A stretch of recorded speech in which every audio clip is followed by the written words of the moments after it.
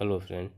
आज हम इस टॉपिक में नागरिकता के बारे में जानेंगे कि कोई भी व्यक्ति को किसी देश की नागरिकता कैसे प्राप्त हो सकता है। हमारे देश में जो है संविधान में नागरिकता का क्या प्रावधान है और नागरिक जो होता है उस देश का, कोई भी कंट्री है, इस कंट्री का पूर्ण सदस्य होता है। पूर्ण सदस्य का जो है अधिकार होता है, राजनीतिक अधिकार होता है, नागरिक अधिकार होता है और उस व्यक्ति द्वारा उस देश की संविधान में सच्ची आस्था रखना पड़ता है। संविधान का जो भी कानून होता है उसको फॉलो किया जाता है, तभी वह देश का नागरिक बना रह सकता है। ठीक है, आज हम इस टॉपिक को अच्छी तरह से इसमें डिस्कस करेंगे। भारतीय संविधान में नागरिकता का प्रावधान किया गया है। तो इस संविधान के भाग 2 में जो है नागरिकता का प्रावधान है और अनुच्छेद पूछा जाएगा तो अनुच्छेद 5 से 11 है। अच्छा, भारत में एकल नागरिकता है। जिस तरह से ब्रिटेन में एकल नागरिकता है उसी तरह से जो है भारत में एकल नागरिकता है। एकल नागरिकता का अर्थ होता है कि किसी भी देश में वह नागरिक जो होता है पूरे देश के लिए होता है सब।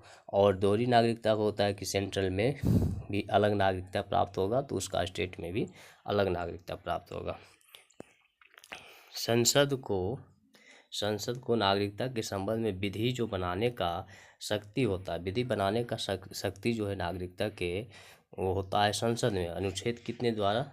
तो 11 के द्वारा संसद द्वारा भारतीय नागरिकता पारित किया गया है। तो अधिनियम 1955 के द्वारा, अधिनियम 1955 के द्वारा जो है संसद द्वारा भारतीय नागरिकता को पारित किया गया है। अच्छा, भारतीय नागरिकता जो है, हमारा देश भारत है, इसकी नागरिकता कैसे प्राप्त कर सकते हैं? तो 5 तरह से प्राप्त कर सकते हैं। एक तो है कि जन्म के द्वारा, कि भारत देश में जन्म होगा। दूसरी है परंपरा के, वंश परंपरा के द्वारा, कि इसका पूर्वज यहाँ निवास करते थे तो वहाँ निवास करते थे, उसके जो है बच्चे को जो है ऑटोमेटिक वहाँ की नागरिकता जो है अपने देश की नागरिकता भारत देश की मिल जाएगी। पंजीकरण के द्वारा भी होता है और देशीकरण के द्वारा। मान लिया जाए कि इंडिया जो है कंट्री किसी देश को, मतलब किसी भूभाग को अपने देश में मिला लेता है तो उससे भी जो है उस वहाँ पर निवास करने वाले व्यक्तियों को भारत की नागरिकता प्राप्त हो जाएगी। अर्जित भूमि का समामेलन के द्वारा, मतलब किसी भी देश से अगर युद्ध होता है और उस पर भारत का कब्जा हो जाता है और उसकी भूमि को अपने देश में मिला लिया जाता है, तो इस तरह से भी जो है उस भूभाग में रहने वाले व्यक्ति को भारत की नागरिकता स्वतः मिल जाती है। अच्छा, भारत की नागरिकता का अंत जो है, नागरिकता मिल गया तो नागरिकता का अंत भी होता है। उसका 3 प्रकार है। किसी अन्य देश की नागरिकता ग्रहण कर लेता है। अगर कोई व्यक्ति जो है किसी अन्य देश का नागरिक अपनी इच्छा से ग्रहण कर लेता है तो इस देश की जो है भारत की नागरिकता समाप्त हो जाती है, क्योंकि भारत में तो एकल नागरिकता चलता है।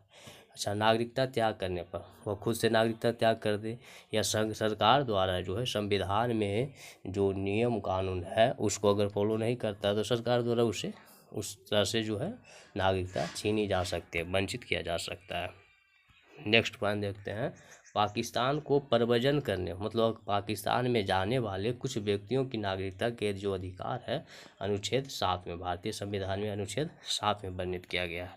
अच्छा, पाकिस्तान से भारत को प्रव्रजन करने वाले, भारत में जो आने वाले व्यक्ति हैं उसके नागरिकता के अधिकार जो है अनुच्छेद 6 के तहत तो जो है इसमें शो किया गया है भारतीय संविधान में। अच्छा, भारत के बाहर रहने वाले, भारत के जो बाहर रहता है, मान लिया कोई अदर कंट्री में रहता है और वह भारतीय उद्भव के हो, मतलब भारतीय मूल के है, कुछ व्यक्ति का नागरिकता का जो अधिकार है इसका उपबंध किसमें? अनुच्छेद 8 में किया गया है। जब कोई व्यक्ति, नेक्स्ट पॉइंट है कि जब कोई व्यक्ति अपनी स्वेच्छा से किसी विदेशी राज्य की नागरिक हो जाता है, मान लिया इंडिया का व्यक्ति है, वो किसी और देश का नागरिक हो जाता है तो स्वतः उसकी भारतीय नागरिकता समाप्त हो जाती है। यह किस अनुच्छेद में है? तो अनुच्छेद 9 में यह वर्णन किया गया है।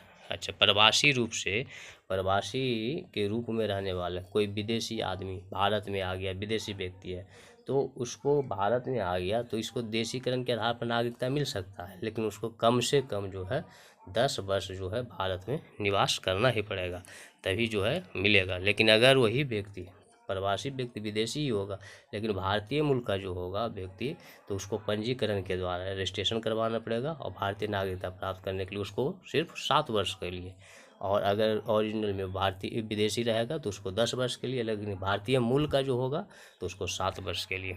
नागरिकता के अर्जन हेतु जो शर्त को जो नियत करने में सक्षम होता है, ये संसद होता है, अनुच्छेद 11 में वर्णित किया गया है।